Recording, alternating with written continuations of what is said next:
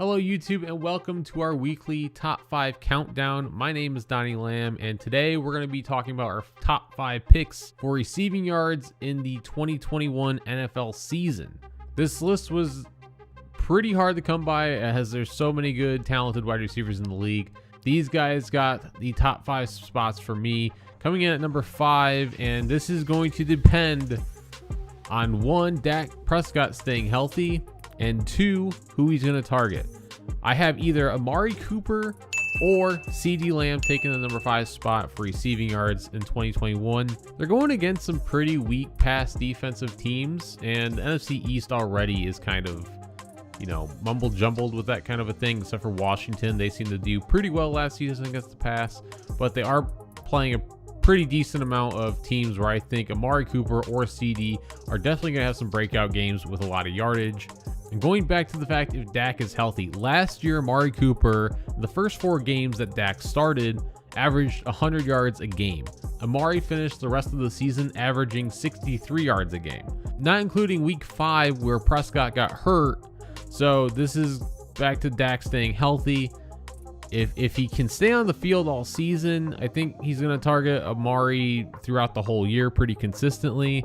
Having CD's ability kind of established at the end of last season, I think might open up him some more.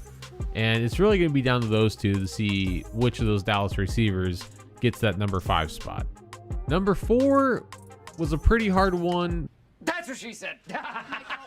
I'm going to take Deandre Hopkins at 4. I know some people are probably going to rank him higher in this category. It's no question that the Arizona Cardinals are going to be probably a pass-heavy team. I don't think their running game is going to get established until probably later in the season. So I think they're going to rely a lot on the pass. DeAndre is one of the best receivers in the league. We've seen what he did last season, and it was just ridiculous. So he's definitely going to be a top 5 candidate. The one bad thing about the Cardinals is of the division they play in. Besides the Seahawks, both of those teams, the Rams and the 49ers, both have good defenses, especially in the passing game. San Francisco suffered a lot of injury to that last season, so they didn't play, in my opinion, to their full potential. But if they can stay healthy, that's going to give Arizona some problems. But outside of that, Arizona does play some weaker defensive teams, and the addition with AJ Green and having Christian Kirk there already, they might take some pressure off D-Hop, and he might have some opportunity for some one-on-one situations. But even if it's 3-on-1, DeAndre Hopkins has proved that he can still catch a ball, which is ridiculous. And last year he was the second most targeted wide receiver in the whole league with 160 targets. So it's obvious that he is going to be Kyler's number 1 read, and it's probably gonna give him a lot of chances to pick up a lot of yards throughout the season. So definitely top 5. I got him 4 in my list. Number 3, we got Stefon Diggs.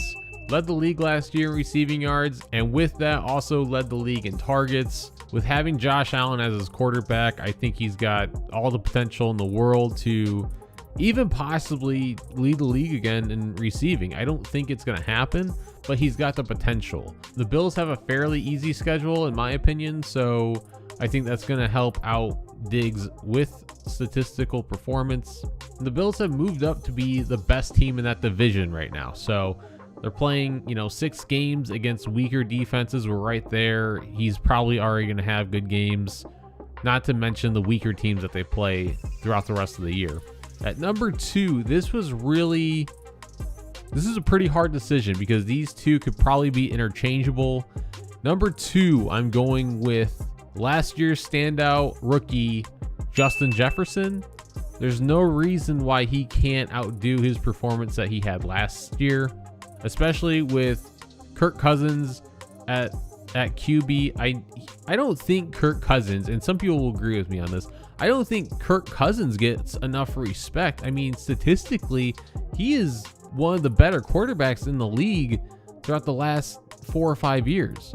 Even when he was at Washington, his statistically speaking, he did very well. And with having Adam Thielen, that duo is going to be, I think, one of the bigger wide receiver duos in the league. And defenses aren't going to be able to commit to the pass all the time because of Dalvin Cook. So I think that's going to give Jefferson a good amount of targets and chances to be this high up in ranking for receiving yards. So I think it's a definite possibility. I think his potential is only going to get better as well. I don't see him digressing in his second year or having a sophomore slump. I think he'll perform either the same or even better. You got to remember, last season he didn't start week 1 or 2. I think he had 70 combined yards in weeks 1 and 2, and then after that he started and started showing his potential and everything. So I mean, if they start him that full season, that could be like an extra 150 yards we're talking about on his stats, which could have put him higher last season. And coming at number 1 spot, I feel like this pick is pretty common, I would say, because of Julio Jones leaving the Falcons and him stepping up to the number 1 receiver after what he did last season. Calvin Ridley, I think, will be the leader in receiving yards of 2021. As I just previously said, he's going to be the number 1 receiver. He's a good deep threat.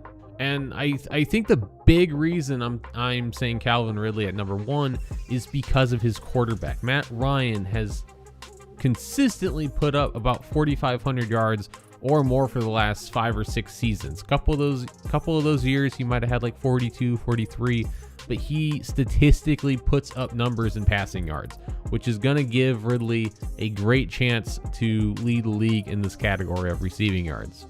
I think the hardest thing that it's going to be for Calvin Ridley and that Falcons offense is playing against Tampa twice and the Saints as well.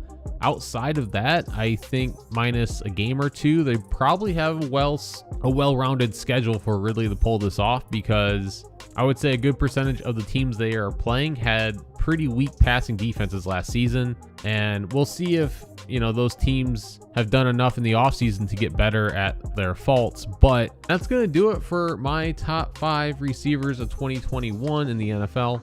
Let me know now. Oh my God. Let me know down in the comments who you guys think are potentials for this top 5 that I may have not mentioned or you agree with. I'm curious to see what the NFL community has to say about that. If you like watching top 5 lists, be sure to subscribe to the channel and hit the bell to be notified when we post videos. And also leave a like on the video. It would help the channel and help the video spread to more people. I greatly appreciate it. And until next time, everyone, take care, and we'll see you on the next video.